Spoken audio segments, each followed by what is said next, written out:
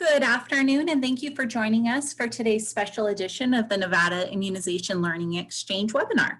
This is Brianne Van Dyne, the Education Manager for Immunize Nevada, and I will be today's moderator.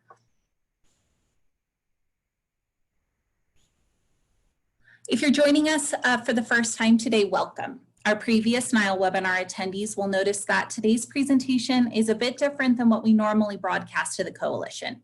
Immunize Nevada's tagline of saving lives by preventing disease and promoting health includes bolstering resources surrounding mental health as well, especially in the context of mitigating the effects of infectious disease.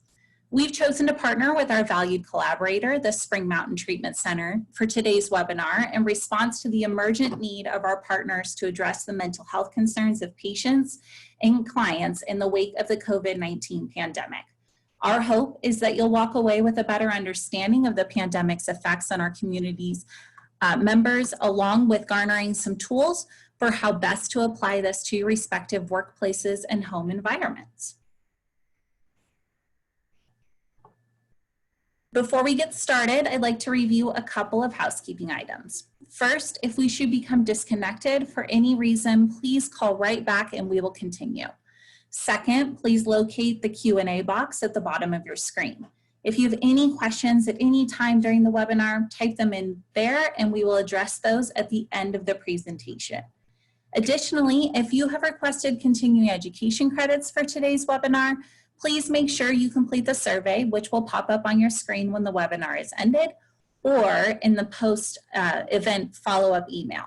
If you complete the post-event survey immediately following this live event, you do not need to complete it for a second time when the follow-up email comes through. All CE certificates will be emailed out within the next week. Please note this webinar is being recorded. The archived presentation and slides will be available on immunizenevada.org/NILE within the week. Before we begin, I'd like to provide a little disclaimer. Immunize Nevada's NILE webinars are made possible by the generosity of speakers who donate their time and expertise to the benefit of the coalition. The expectation and goal is for our community partners to gain knowledge on immunization and infectious disease-related topics through a non-branded, unbiased presentation. I'd like to now turn it over to today's featured presenter, Chelsea Miller. Chelsea Miller is the Director of Intake at Spring Mountain Treatment Center and Sierra and the VHS Behavioral Health Transfer Center, where she and her teams coordinate psychiatric referrals for numerous hospitals in the Las Vegas Valley. Chelsea received her BA in psychology from Northern Arizona University and her Master's of Arts degree in clinical mental health counseling from Argosy University. While at Argosy University, she served as assistant to the chair of the undergraduate programs while also conducting online classroom and workshops for various courses. In her previous role, Ms. Miller worked for 9 years at United Health Services in hospital settings with patients managing acute crisis. Prior to the hospital setting, Chelsea was trained in individual, group, and family work and behavioral schools. Welcome, Chelsea.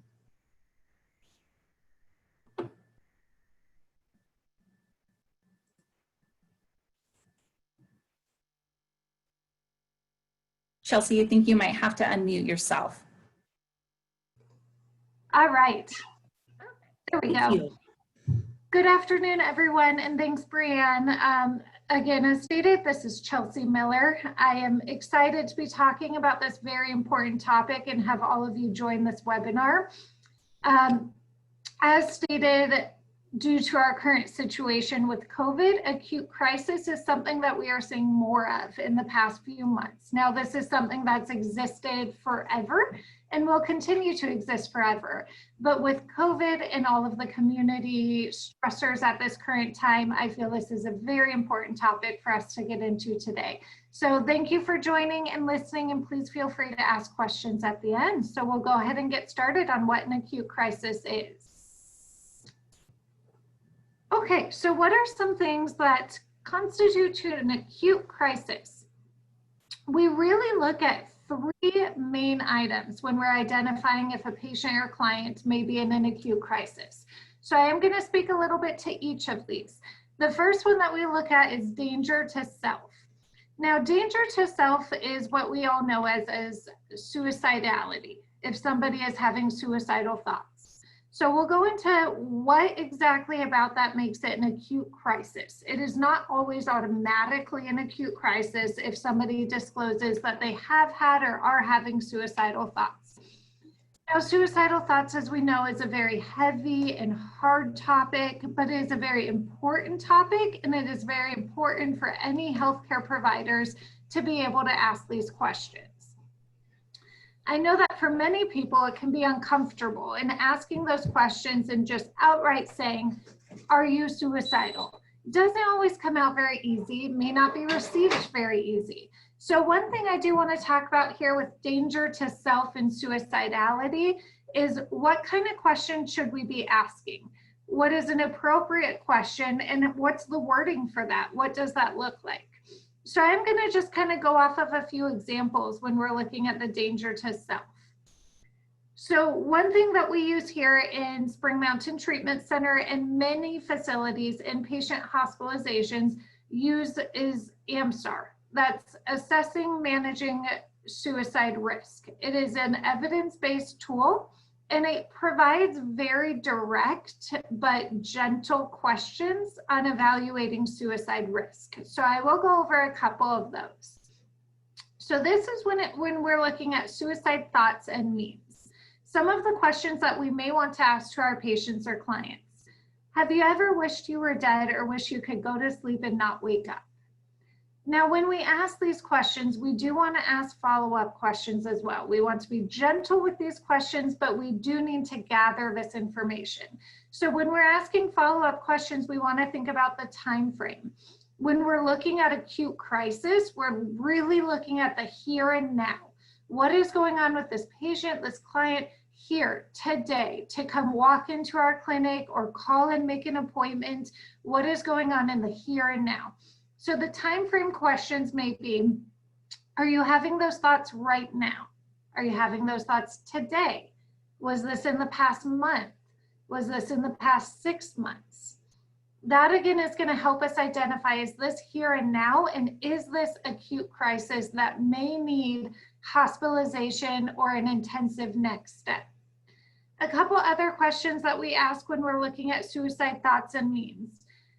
Have you actually had any thoughts of killing yourself? Did you have some intention of acting on them?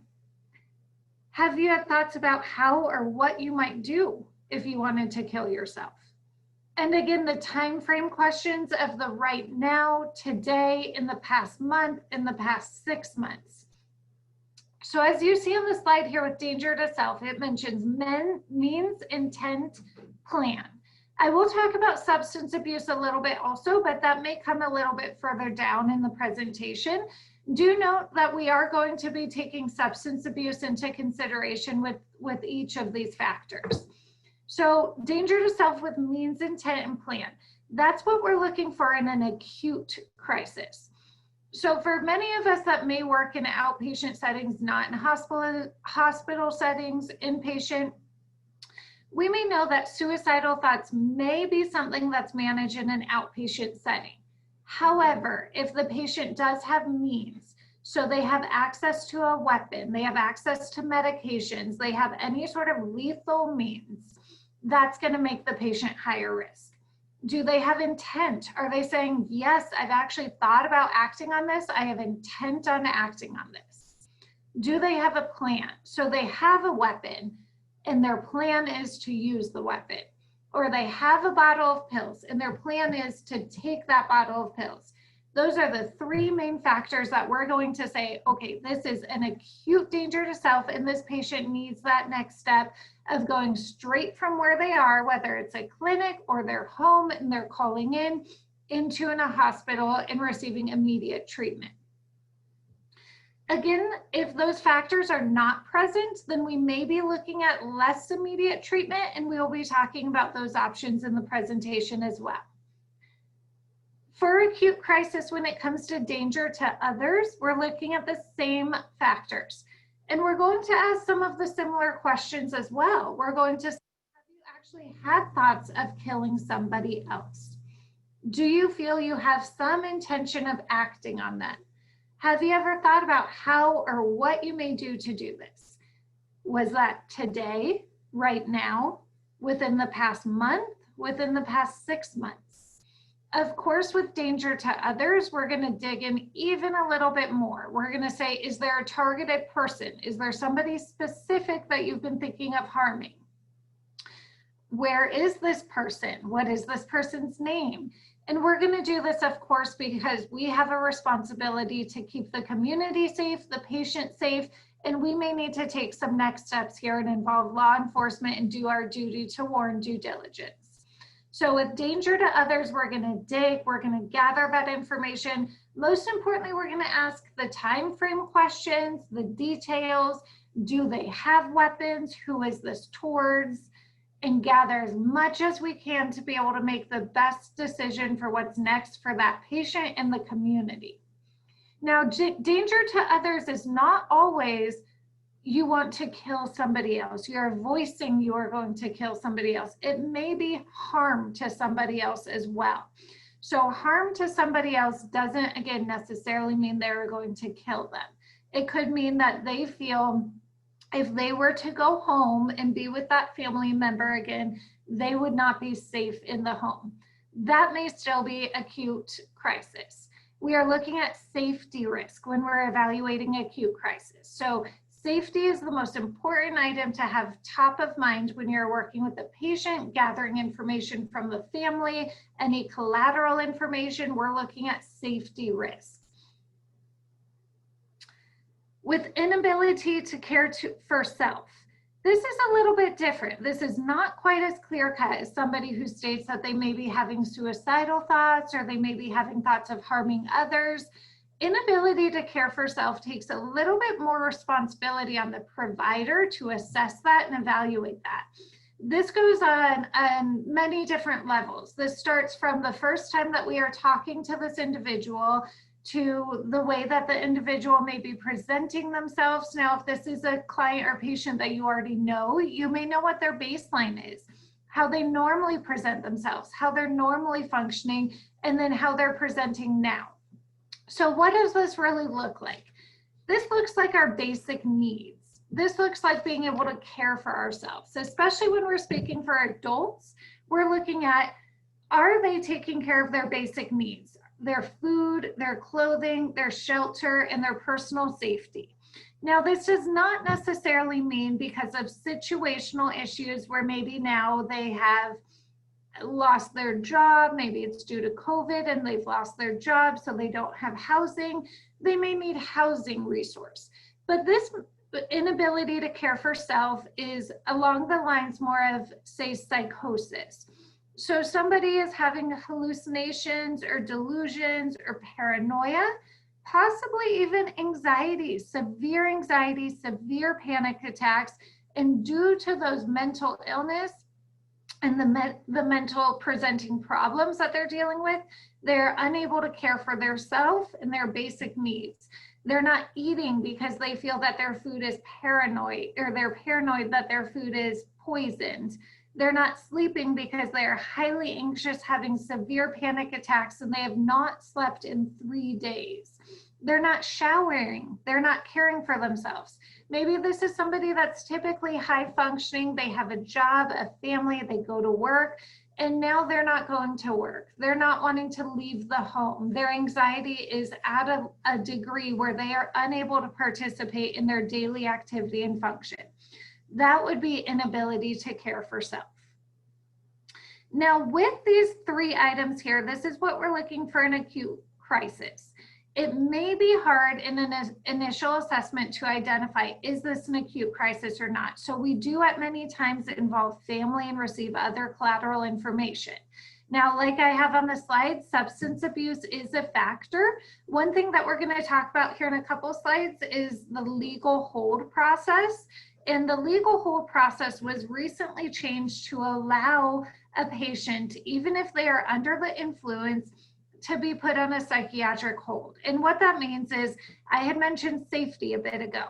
The community and providers identify safety as the most important factor. So if we can keep the patient safe, the community safe, and others safe, even if the patient is suffering from substance abuse, we're gonna keep them safe. So if a patient is under the influence of alcohol, but they continue to say that they are having suicidal thoughts right there in the moment, and they have a history of depression, they're on antidepressants, it's not working, they have suicidal thoughts, they're thinking about acting on it, that safety risk takes precedence over the facts that they may be intoxicated and we're not sure how reliable or not reliable this is. We have an obligation to keep that patient safe. So you can place a patient on a psychiatric hold or still have them go in and seek treatment for mental health, even if they are under the influence. And we can go to the next slide here. So if you're in an outpatient clinic, if you're in a setting that is not an acute crisis setting, what we're going to look at is how to address a crisis in the office.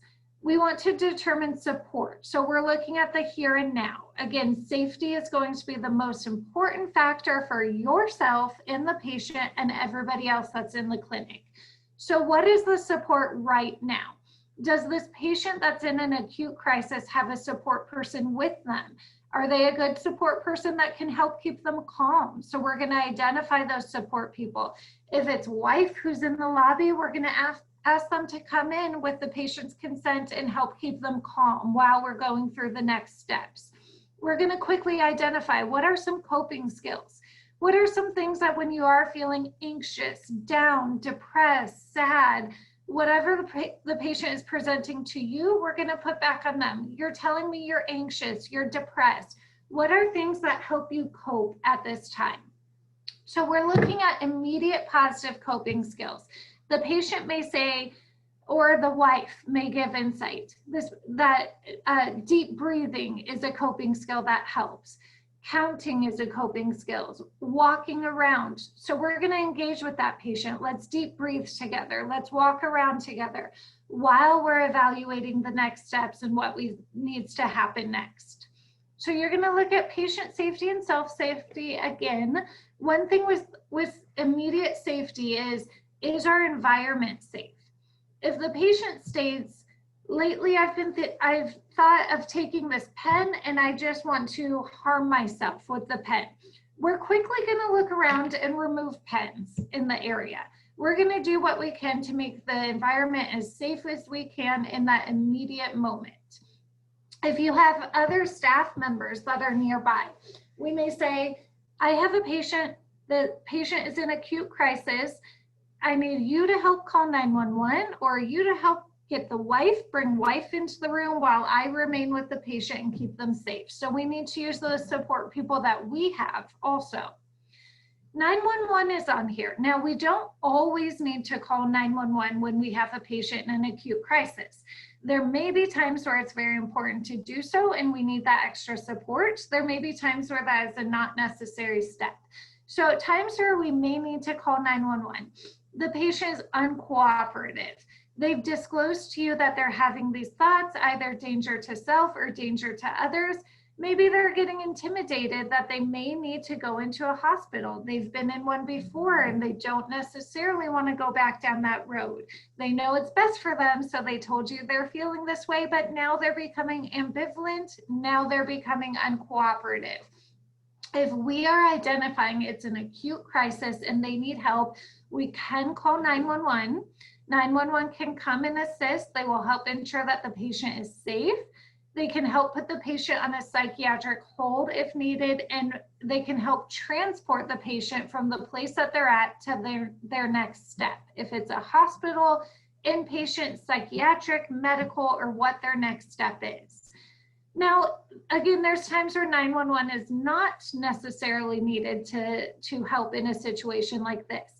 If the patient is disclosing these thoughts to you and they are there, they have a support person or not, and they are able to remain calm and cooperative, we can work through the process to set up as a direct transfer where the patient can directly be transferred from a clinic to an inpatient setting such as Spring Mountain or another setting in the community. We have different tools in the community and resources like GMT and other ambulances that can actually pick up the patient, so we ensure that they have a safe ride and take them from the clinic that they're in to the inpatient setting. And this can all be done on a voluntary basis if the patient is safe, calm, cooperative enough to come on a voluntary patient. So again, 911 does not always need to be involved. There are a number of different steps here that we can put in place to make sure the patient gets to where they need for their next course of treatment.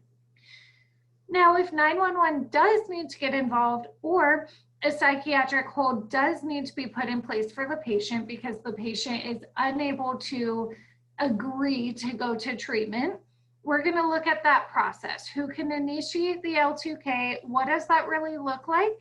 And what does that look like for the patient once they're on an L2K? So we can go to the next slide here.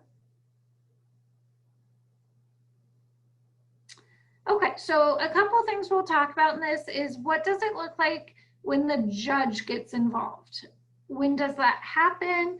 At what step of the process with the patient? And also, who can decertify an L2K? So we'll go to the next slide.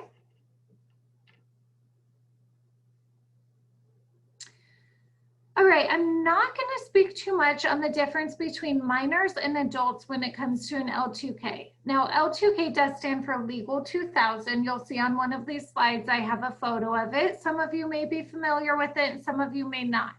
This is our mental health psychiatric hold in the state of Nevada. Now, minors may be placed on one in a situation where, say, you're in a clinic and you have a runaway minor that has come and they show up there in your clinic and there's no guardian and you identify that they're in an acute crisis. A minor can be placed on a legal hold. We'll again go over who can initiate a legal hold. Now, I won't go into much detail about minors on a legal hold because it doesn't go very far in the process. Typically what happens is a legal hold is initiated for a minor when the guardian is not present or unreachable over phone. As soon as the guardian is present or reachable, the guardian provides consent for any treatment that is necessary. Now, if they don't provide consent, there are other steps to take, such as involving CPS, getting an evaluation to see if consent is necessary, and so forth. But typically the guardian would say, yes, I know my son ran away, and yes, I think he needs some help because he should not run away.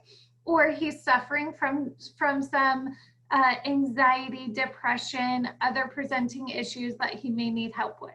So once a guardian provides that consent, a minor L2K is null and void. It is no longer an active L2K. So what we're really going to look at is adults with legal holds.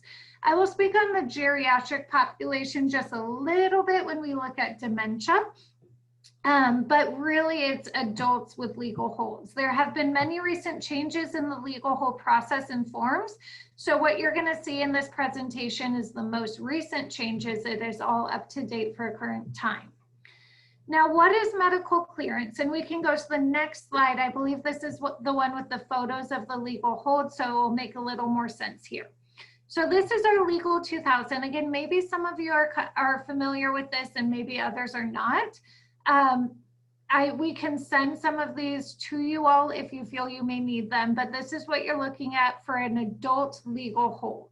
So there's a few different steps to it. The front page of the legal hold is the initiation. So that is when we're initially identifying somebody is in an acute crisis and we're going to initiate a legal hold because now they're uncooperative and not going to be seeking treatment voluntarily on their own. So you see on the top of this first page for the adult mental health legal hold, it goes over the items I talked about just in the beginning of the presentation with danger to self, danger to others, causing harm to others. And then the last one, it's maybe small for you all and hard to see, but the last box there are not meeting the basic needs. So I do want to clarify, if you can see it, it does say in the boxes attempting suicide, attempting homicide. The patient does not have to have actually attempted. We would check any of these boxes if we felt they were at risk for attempting suicide or at risk for attempting homicide. So that's again when the patient or client is saying to you, I've been having these thoughts, I have this weapon or medication, and I think I might act on it. They are identified at that time to be at risk for attempting suicide. Now, sometimes patients are put on a legal hold and they have attempted. Maybe it's once they get into a medical facility and they're seeking treatment because they did take pills. So now we're putting them on the legal hold, and it was after an attempt. It does not have to be after an attempt to initiate the hold. It does give lines on the front page. You do have to describe it. So you give a description. Patient disclosed they're having suicidal thoughts. Patient does have a gun at home, and patient does have intent to act on it. Or patient is unable to care for themselves. They are not sleeping, eating, or participating in their daily activity. Patient may be in acute psychosis. Maybe just one or two sentences, but we do describe why we're putting a patient on a mental health hold. Below that, it does say who can initiate the hold, and I'll read that out. A hold can be initiated by an officer authorized to make an arrest in the state of Nevada, or somebody who's currently licensed in the state of Nevada as a physician, physician assistant, psychologist, marriage and family therapist, clinical professional counselor, social worker, and registered nurse. Any of those professionals can initiate a legal hold, but the process does not stop there. So we have the next page of the legal hold, which you see on the right. The top of it is the medical clearance. Every patient by law who is initiated on a mental health hold does have to receive medical clearance. This is saying that the patient is evaluated by a medical professional and they feel that there's no medical issue that is present and contributing to this mental health issue. So basically saying we are medically clearing this patient, it is a psychiatric issue and the patient remains on the psychiatric hold. That piece, the medical hold, can be completed by a medical professional. Again, that's going to be a physician assistant, and APRN. Below that is our certificate for emergency admission to mental health. So this now is certifying the legal hold. Now, why this is a good, important process is because this protects the patient. We don't ever want a system where one police officer, one RN, one social worker assesses a patient and says, yes, you need to be on a psychiatric hold, and then that's it, that's done, you're on a hold. This protects the patient to be evaluated by many different professionals and to certify. So the certificate piece of this is completed by a psychologist, physician, PA, clinical social worker with psychiatric training, or APRN with psychiatric training. And they would certify it simply saying, I've assessed this patient, I've read this legal hold, I see why it was initiated, and I agree that this patient is in a mental health crisis, or this patient is not in a mental health crisis. Again, there are some lines there where you would describe, so whoever is doing the certificate would say, patient continues to have suicidal ideations, and they will certify this legal hold. At that point, this legal hold is now active. So let me clarify. The legal hold is active at the time of the initiation when the first page is completed. That patient is now on a legal hold. Now, when the certificate is completed, that patient is ready to start their next step of treatment. This can be completed in an inpatient psychiatric hospital or in a medical facility. The entire legal hold may be completed. The last page of the legal hold that is not on this screen is how to decertify the legal hold. So possibly the patient comes in on a legal hold, it's initiated on Monday. And on Tuesday or Wednesday, the psychiatrist has been seeing the patient and they determine that they are no longer in an acute crisis and they're able to decertify the legal hold. So that is the very last page of this process. And that again is done by a psychiatrist, psychologist, PA, physician, CSW with psychiatric training, or APRN with psychiatric training. So to both certify or decertify, you must be one of the listed professionals. We can go to the next screen.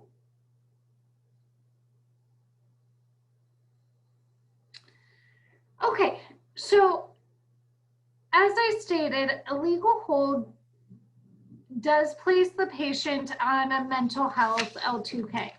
However, the patient does still have rights. So it's very important as a professional that's going to be initiated in L2K, or maybe working with someone who's on one or going to be on one, that we're able to describe what's going to happen for that patient. As we all may be able to identify, it would be very difficult to have a mental health hold placed on us and feel that our rights are taken away.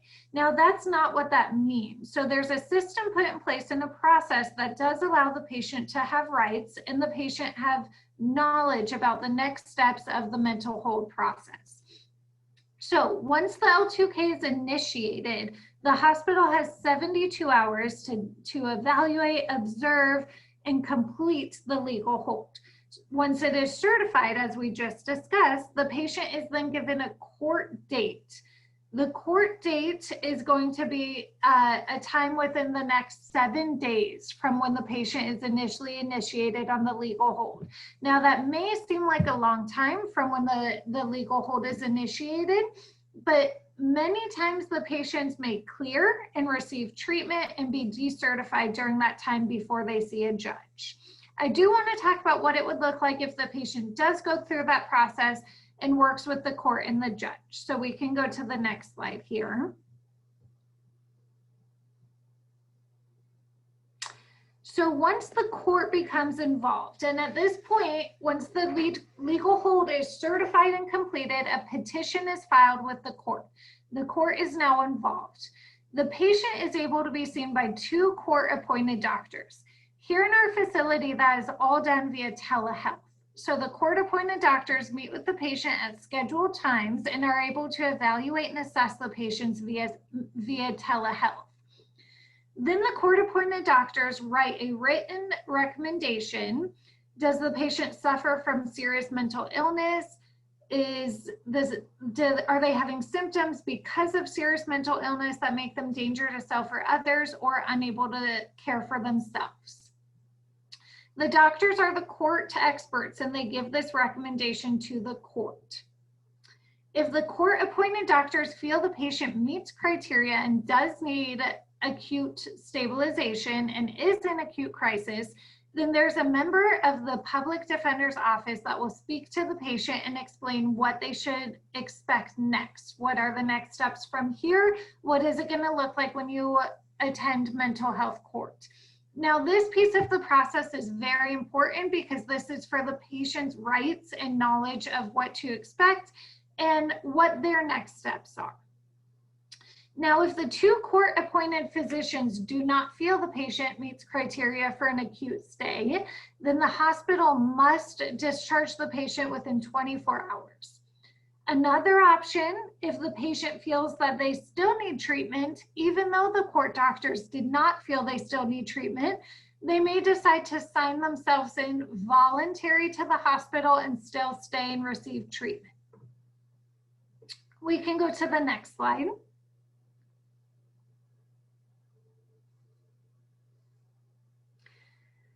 Okay, so after the patient attends court, the patient is given the final recommendation from the court. The patient receives the recommendation and they still have options since they still have rights. The patient may proceed and file an objection. This is an objection to the recommendation and it should be filed within 24 hours. At that point, the judge may approve the recommendation, reject the recommendation, or have a rehearing. Many times it does not get to this point. Many times if the patient is having an acute crisis and in need of treatment, the court, the physicians, the patient are all on the same page that they do need treatment, and we don't find ourselves having an objection or a rehearing. There are the exceptions, and that's why we want to make sure patients have options and they have rights in this process. We can click to the next page. So at that point, back in the beginning of the presentation, when we're identifying that the patient may need acute stabilization, they are in acute crisis, and again, we may or may not have initiated a legal hold, we're going to look at the next steps for them, whether they're on a legal hold or they're remaining a voluntary patient seeking treatment. If they are in an acute crisis, we're likely going to be looking at admitting to a psychiatric facility. So what can a psychiatric facility offer? Spring Mountain and the other psychiatric facilities in town offer the following things. So for an inpatient setting, we're looking at 24-hour monitoring. This is monitoring by a nurse 24 hours and a mental health technician. The patient does receive medications. They are always informed of their medication, and we receive consent before changing or handing any medication to the patient. So with the medication, the patient does become assigned to a psychiatrist as soon as they are admitted to an inpatient facility. That psychiatrist does an initial psychiatric evaluation with the patient, and then they do daily follow-up sessions with the patient for the entire duration of their stay. So they do see their psychiatrist daily, and then again, the monitoring with nursing and mental health techs 24/7. Inpatient settings such as Spring Mountain also have a medical internist. So they are seen by the psychiatrist, and they are also seen by a medical doc for an HMP. And they receive that within the first 24 hours of their stay. After the HMP, if they need any follow-up visits, they will continue to see the medical doctor as well, or as needed if there's a change in condition throughout their stay. We offer group therapy. So that is done by a licensed clinical social worker or CPC. And again, it's group therapy based, which is small group. We typically have about 8 to 10 patients in a group. That is done numerous times throughout the day because there's many different types of group therapy that we offer. So we may offer a process group every single day for the patients, educational group therapy. We may offer a different, so we have the process, the educational, and then we may do a coping skills group therapy. It's going to be dependent on the needs of the patients, but they typically have about 3 therapy sessions with the therapist a day. In addition to recreational therapy, that's going to look more like our art, our gym time. That's going to be our active recreational therapy that is also offered daily in our hospital setting. We do a family session for every patient. It's offered to every single patient that's admitted to our facility. Now, the family session isn't what we typically think of when we think of family therapy work, but it's more discharge planning session to be able to set them up for success when they leave the facility. So we're identifying the support people, we're engaging the support people, and then we're coming up with a plan together. What is this going to look like upon discharge? How are we going to continue to provide support for this patient so they are successful upon discharge?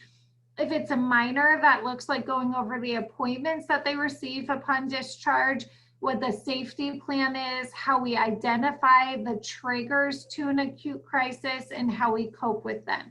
If it's an adult, it's going to look quite similar to that as well. We're going to rely on the support people for after discharge care to ensure that the patient is safe and successful when they leave the hospital. That goes into the next bullet point of discharge planning. So discharge planning happens for every single patient that comes into our facility, and they work with a social worker to complete their discharge plan. The recommendations for the discharge plan come from the whole treatment team. So that's going to be the psychiatrist, the therapist, the nurse, the whole treatment team that's working with the patient will identify this patient may be appropriate to leave our facility and go into a rehab, to leave our facility and go to an intensive outpatient treatment, which we'll talk about next, or to leave our facility and follow up with their established providers that they had prior to coming into us, whether that's a psychiatrist, an individual therapist, possibly support groups. If they had previous established providers, we will likely determine it's best for them to return and follow up with those, possibly with additional support that we've arranged for them as well. So for outpatient, most psychiatric facilities, including here at Spring Mountain, offer intensive outpatient programs. So maybe the patient is already established with a clinic where they receive individual counseling. Maybe they already have a psychiatrist, they have a primary care doctor. They have all of this support already, but it just isn't quite enough because they went into an acute crisis and then required hospitalization. So they may continue to follow up with all of those already established providers, but also need an intensive outpatient program. So that program is 3 days a week, 3 hours at a time. Here at Spring Mountain, we have a mental health, a co-occurring, and chemical dependency. So co-occurring is going to be our both mental health and chemical dependency as the topic in the program. We have many patients, as many of you may know, that suffer from both mental health and substance abuse. So we're going to identify which program they are best for and set them up in that program. Here at Spring Mountain, we do have these programs for adults. We also have the programs for adolescents. And in July, we'll be starting a program for child 9 to 11 years old. And we can go to the next slide. Additionally, in Las Vegas, we have a resource called the Behavioral Health Transfer Center. So the Behavioral Health Transfer Center is a transfer center that helps manage the psychiatric patients who are in local emergency rooms in Las Vegas, currently managing the Valley Health System. So that's going to be all of the hospitals that fall in to UHS or the Valley Health System, which is Summerlin, Centennial, Desert Springs, Henderson, Spring Valley, Desert View, Valley. So these patients are managed at our Behavioral Health Transfer Center. Now, in saying that, they don't have to be in a Valley Health System to have the transfer center help manage them. If any of you are at an outpatient clinic or have somebody that is needing support for a psychiatric patient and needing to receive resources or ask questions such as, this patient has this specific insurance, where could they go to? What should my next step be? The transfer center is a tool for all of those resources. So some of the things that they do is verify insurance. They are well knowledgeable on which facilities can take which insurances and which hospital the patient may need to go to, as well as, do they have open beds? Do they have availability? We want to make this as simple and seamless for the patient and the providers that are working through this acute crisis. They also will help with things like setting up transportation, getting the patient from one step to their next step, whether it's in an acute inpatient med-surg facility, or if they're at a clinic, or if they're at one psychiatric facility and being transferred to another. They will help arrange transportation, ensure that is safe, smooth, and timely. So again, at the bottom here, it says we will keep referral process moving in a timely manner. That is their main goal. Again, if we know the patient is in an acute crisis, it is important for the patient and the providers that we are able to move through this in a smooth and timely manner. So you all will be provided with the information for the transfer center. We may actually send it after the presentation, but that is one phone call 24/7 that can be called for patients in Las Vegas if there are any resources needed in an acute crisis. We can go to the next slide. If anybody is outside of Las Vegas, I have included some resources for outside of Las Vegas. There's West Hills in Reno, which is actually a sister hospital of Spring Mountain. They're a UHS facility, and they, just like Spring Mountain, treat children 5 years and up, all the way up to adolescent, adult, and geriatric. Also, just like Spring Mountain, they have an acute intensive outpatient program. So that's our 3-day a week, 3 hours at a time program. And they have it for mental health and chemical dependency. In Reno, there's Thrive Wellness. They have outpatient providers, and they also are the specialty when it comes to eating disorder issues. WellCare is a fantastic resource as well. They're in Reno, so outside of Las Vegas. They're also here in Las Vegas. They're in North Las Vegas. They're have many different locations. And one thing that they offer is called PUF. It's Psychiatric Urgent Facility. So at their locations, they have providers that can help work with the patient. They can help ensure the patient has their medication or go to the pharmacy and receive medication for the patient. They can help with case management, housing. They help with employment resources and transportation. So WellCare is an excellent resource for in Las Vegas and outside of Las Vegas. So a recap on treatment options. Again, we identify that a patient is in an acute crisis. So we're going to look at, is this acute crisis in need of a direct transfer to a psychiatric facility, possibly a medical facility if there may be a medical issue as well, but more than likely the patient is in need of a direct transfer to a psychiatric facility. They may also be in need of that intensive outpatient program. So we identify that they need a little bit more than what they're currently receiving for services, but maybe they don't need hospitalization. So we're going to look at the intensive outpatient. Or again, another option may be that legal hold. They may need medical clearance where they go through an ER and then are transported to a psychiatric facility. Or they may be able to remain safe and be discharged back to their therapist or receive other support services. Now, if you're in an outpatient clinic and you are unsure which service they may need, you identify they're in an acute crisis, but you're not sure which service they need next. That's what we are here for as inpatient providers. Now, here at Spring Mountain in our intake department, we do assessments and referrals for walk-in patients, appointments, and direct transfers all day long. And that does not always mean the patient is going to be admitted. They may be admitted and receive those services we discussed if they are in an inpatient facility, or they may be receiving other outpatient services and not admitted. That is something we can assist with. But in an outpatient clinic, you would assist with identifying they're in an acute crisis. We need to call the transfer center or Spring Mountain and get them to that next step safely. And we can take it from there in identifying what exactly are those next steps, what is best for this patient, and how do we proceed. Okay, so we talked about quite a lot here and went through it pretty quickly, but I do hope that it was able to provide you all with some new knowledge, and I hope that you may have some questions about any of the topics that were discussed. Again, it was a pretty quick overview of especially the legal hold process.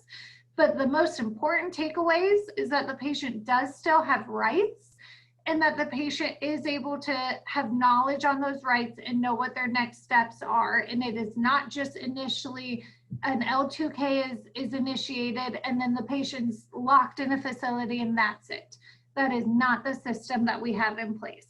Now, if you're not sure or uncomfortable explaining a legal hold, it's always okay to say to the patient, when you get to your next step, they're going to explain all of this to you, but you do have rights. There is a process. You will talk to doctors and you'll be able to explain everything that's going on. They're going to work with you. We just don't want to give any false information. I hope you all were able to understand an acute setting and what that may look like for a patient, and then what some of the other resources would be if they did not need that. So I do want to take this opportunity for any questions that may have come up. We have about 10 more minutes here. If it's anything directly related to what was discussed in this presentation or anything that you may have had questions about that you've thought of when we're thinking of acute crisis, especially now during COVID. So please feel free to ask any questions that you may have. Thank you so much, Chelsea. We're going to offer just a little more time for last minute questions to be typed into that Q&A box. So please type those questions in the box now. We do have a couple in the queue that we'll address here just after reviewing some housekeeping items. While we're waiting for those questions to be typed in, just a couple of reminders. If you have requested continuing education credits for today's webinar, please make sure you complete the survey, which will pop up on your screen when the webinar is ended. And all CE's certificates will be emailed out within the next week. And just a reminder, if you do complete that post-event survey after the presentation, there's no need to complete it again when it comes through in your email as a reminder. And then if you would like to share or view this webinar again, the recording will be available on the Immunize Nevada website, along with some information about future webinars. Please visit immunizeNevada.org/webinars for those details. So the first question that we got, Chelsea, came through the chat, and it was from Rowena. Rowena asked, is nurse practitioner included or categorized as an RN on that L2K form? So there's actually not a box for nurse practitioner on the initiation of an L2K. It really just states RN or APRN with psychiatric training is who could certify it. I can truly get clarity on that for nurse practitioner. Perfect, and we'll make a note of it too, Rowena, to get back to you with that information once we've had an opportunity to look into it. As well. And then the next question that came in was from America, and she asked if there are any studies that you know of on whether or not placing someone on a legal hold affects their ability to seek future care, and then any studies on if it makes a patient less likely to seek treatment in the future. That is a great question. I'm not familiar with any research studies that have been done on it. I would love to know that as well. With firsthand experience, I'll just be completely transparent in what I have seen. It's been a mix. I see a mix of responses when patients are on a legal hold. The patients do at times have to re-present and come back to us for further treatment. And we do have patients who will say, I don't want to be placed on a legal hold. I've been through that before. Now that takes using clinical judgment and determining if it's still necessary or not, and talking through and processing with the patient maybe why they were put on one initially and why it's the most important thing for their safety. Now, if a patient is very ambivalent about receiving treatment and we see clearly that they need treatment, then their safety is the most important, and always bringing it back to that this is about your safety because people care about you and we want you to remain safe. Now, I have had patients who have had very good successes because maybe in the beginning when they're ambivalent, they aren't at a point where they're able to voluntarily seek the treatment and they need somebody else to do that for them. And they're appreciative in the end of that. They understand it, they understand the process, and they understand why this was initiated to keep them safe. No, that's all great information. I can see how that would be helpful kind of as a little nudge in the right direction. Absolutely. If there are not any more questions, which there looks like there's not, and there's nothing that anyone feels comfortable maybe asking in the live setting but would prefer to put in the post-event survey, we will go ahead and forward those additional questions to Chelsea after the presentation so that she can address those at that time. And otherwise, we'll go ahead and conclude today's NILE webinar. Again, thank you, Chelsea, and to those of you who participated, and have a great day.